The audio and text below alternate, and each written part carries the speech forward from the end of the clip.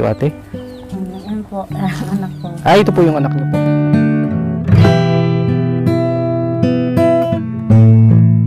Yung ano po, yung mister niyo po, ate, nasaan po? Hiniwan na po kami. Iniwan na parang umalis na po. Parang wala na rin po, wala na po kami contact sa kanya.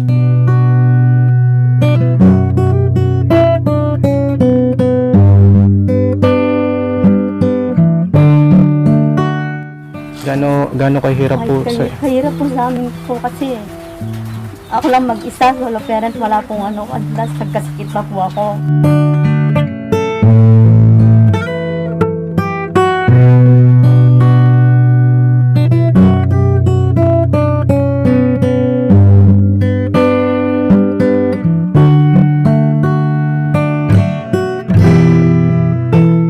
Mahirap po, pero kinakaya lang po namin. Ano po yung dinadasal niyo po sa Panginoon Diyos na ito pong dumarating na pagsubok po sa inyong buhay? Lagi po ano, yung tumatawag sa kanya na sana pagalingin na niya ako. Magandang araw po sa inyong lahat. Ngayon muli po natin nabalikan si Ate Regina at si Rain. Si Ate po, bali single parents po si Ate. Siya po yung, ito po si Rain. Si Rain po ay may kapansanan at si Ate naman po ay sa hindi inaasahan ay nagkasakit. At yung pong pagkilos niya po ngayon at paglalakad ay hirap. At ngayon po meron pong nice ipaabot po na tulong po si Madam Luz.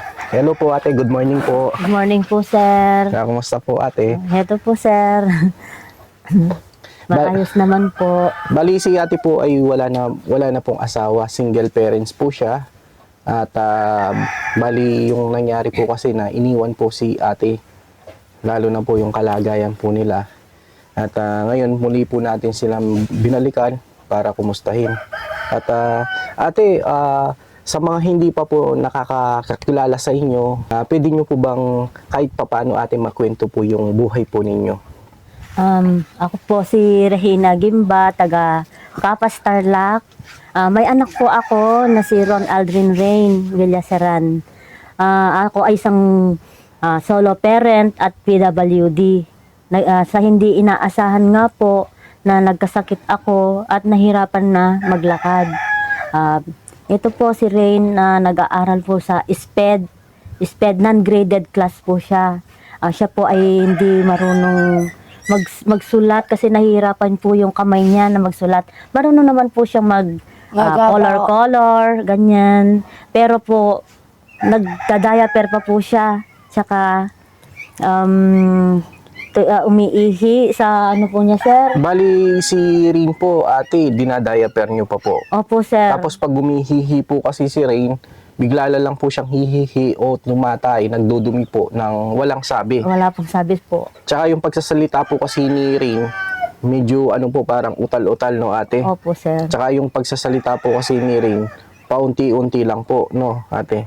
Tsaka po, sir, kapag po nakapaglakad at natumba, hindi po siya marunong tumayo. Hindi na marunong tumayo. Opo.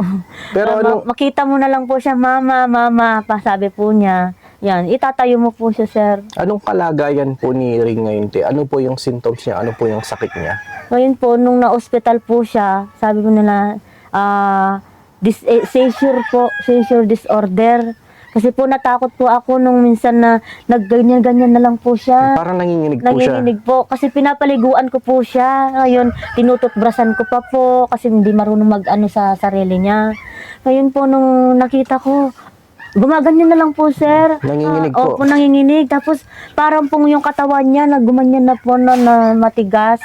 Kaya po natakot ako nung una. Kaya po tinakbo namin po siya sa ospital noon. Kaya nga po, magmula nung na-ospital po siya, yun yung sabi ng doktor. Binagyan po siya ng pentobarbital po yun yung yung maintenance na gamot po niya. Yun po, sir. Pero ate, kayo po, matagal na po kayong na iniwan po kayo ng asawa niyo. Matagal na po na wala na po kayong sa kanya, ugnayan. Matagal na po, sir, noon pa pong 2017 or 18 po. Bali ngayon ate, yung pong hanap buhay nyo na nasabi nyo po sa akin na parang naglalako o nag-online po kayo ng mga Opo. paninda. Opo, nag-online po ako ng mga paninda namin. Kahit ano po, pinopost ko po siya sa Facebook kapag po may mag-order. Yun, collecting order sabi ko. Tapos ngayon, kapag marami-rami na rin po, doon ako kukuha ng pa-order ko o bibili parang buy and sell. Tapos po, sabay-sabay po i-deliver. Ngayon po kapag po mag-deliver po kami dahil sa hindi po ako nakakapaglakad. Yung kasama ko po, si nanay ko, tsaka si tatay ko, magaan po kami doon na i-deliver po namin para minsanan. Yun po, nakakatulong. Sila po yung paa at kamay ko po, sir. Yung nanay at tatay niyo po, Opo. ate, sila yung kamay at paa niyo po. Opo, sir. Sila po yung... Kung wala po sila, walang mangyayari po sa amin. Sa konting tubo ko po na nano ko sa online, yan po yung pambili ko ng gatas po niya, Pambili yung ng diaper. Tapos po, ate, yung vitamins niya. pagkakalam ko po sa inyo na pati po kayo nagbi-maintain ng gamot. Ay, opo sir, sa high blood at saka ngayon meron din po sa cholesterol po. Tapos nakita ko kanina, ate, yung paglakad yun, gumagamit kayo ng tungkod. Tungkod po sir, kasi kapag po hindi po ako gumamit nun, nahihirapan po ako maglakad. Dito po masakit ko yung parang yung mga ano ng joints at saka yung ano, parang wala na pong langis na nagkakaskasan. Yung mga buto niyo Yung po. buto po. Ngayon, sabi mong ganun, yung parang ano po yung buto. Yan, bawal daw po sa akin yung malayong maglakad. Matagal na nakatayo, nakaupo. Gusto po nila nun dati kasi nakahiga lang po eh. Pero yung sabi mo nga sa ate na hindi yung kahit na may kapansanan ka, may sakit ka po ngayon, hindi pwedeng huminto kasi para sa anak niyo Opo po. sir, hindi pwede pong huminto. Kaya pinipilit po kahit ganito man, kinakaya pa rin po. Kapag puminsan yung isip ko, tapos bigla na lang na, ay, hindi dapat ano, sabi ko po ganyan. Kaya kailangan kumilos, magtrabaho, para may pansuporta sa pangangailangan namin. Wala naman pong iba Opo. na mapagkukunan. Yung tatay po ni Rin, ate, hindi kayo sinusuportahan? Hindi ba siya nagbibigay ng sustento para sa anak niya? At hindi niya po ba alam yung kalagayan niyo? Nung una po kasi matagal-tagal na din po yun. Nung siguro naisipan niya na minsan lang po yata na nagbigay. Magkano yung binigay sa inyo? Yung minsan na yun, po yata, mga 2,000 lang po yata yun. Isang beses lang. Opo, yun Tapos lang po. wala na, hindi na siya nagbigay noon. Opo, sir. Tapos siguro, naisip-isip din po, siyempre po, nag-ano rin po ako sa Facebook, tinitingnan-tingnan.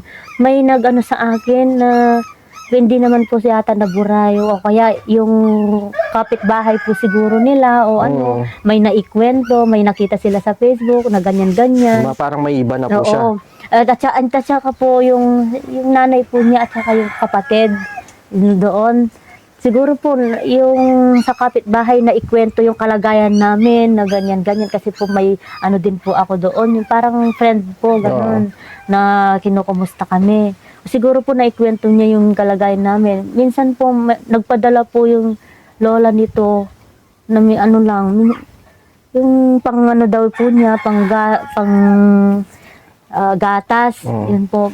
Parang malapit siguro po Pasko noon eh. Pero Ayan hindi laging Hindi naman po sinusuporta. lagi. Pero yung asawa niyo po, isang beses lang. Minsan lang po, sir. Minsan lang po magmula nung 2018 hanggang ngayon. Wala na, Minsan, wala na pong komunikasyon. Paano yung ate, paano po yung kalagayan nyo ngayon? Paano yung sitwasyon nyo? Paano kayo po nakakapag-survive sa pang-araw-araw? Yun nga po, yung nag-online kami. Nag-online ako sa pagtitinda. Yun po yung, yung nanay ko, tatay ko yung kasama ko sa pagde-deliver. Sila po yung yung parang tinutulungan na lang po kami. Opo. Tapos ngayon sa araw-araw naman po kung kami lang po binibihisan, pinapakain. Nakakapag naman po ako mag-isa ko pero matagal-tagal po akong nakakalakad. Yan.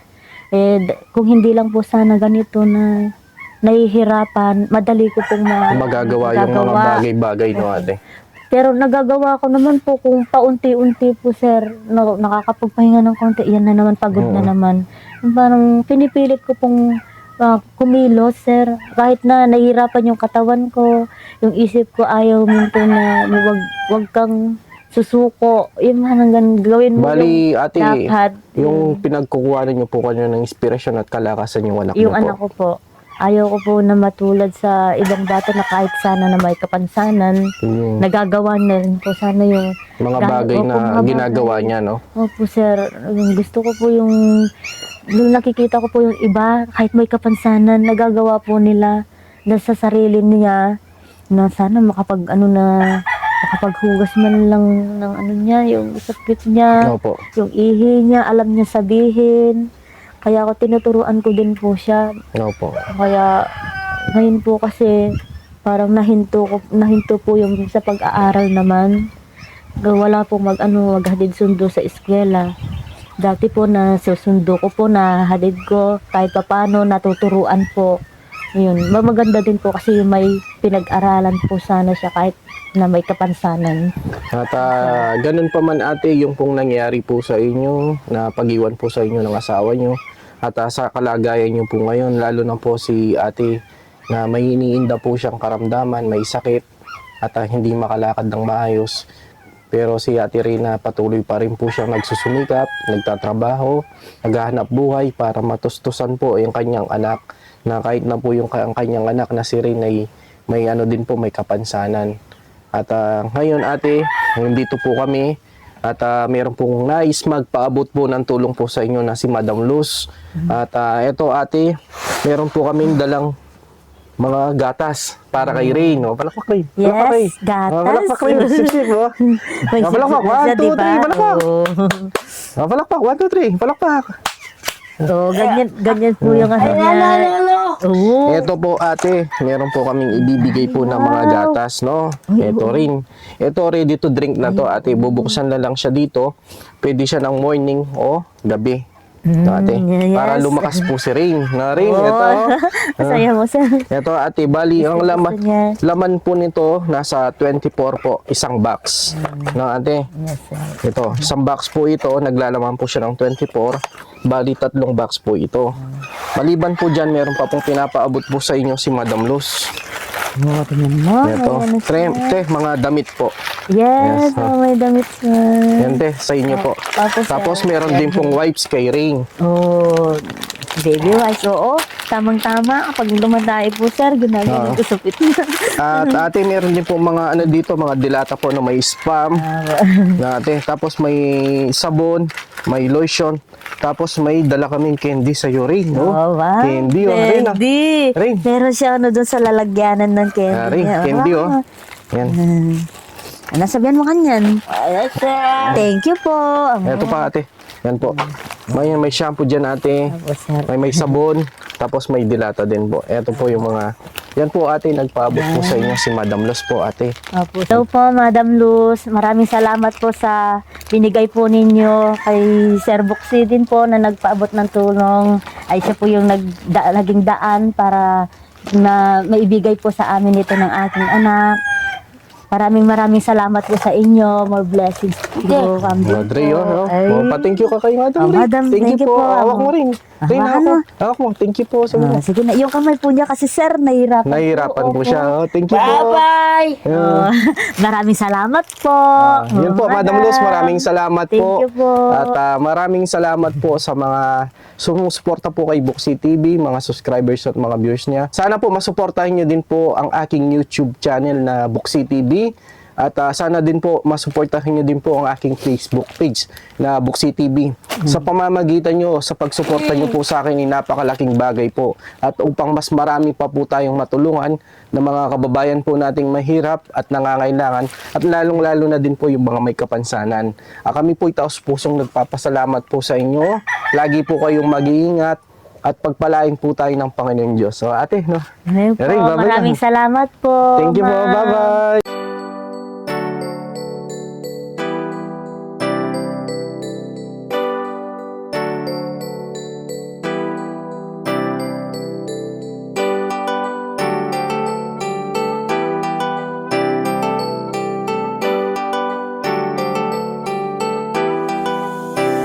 Siya ang lagi niyong kasama, ang laging kaagapay at di ka iiwan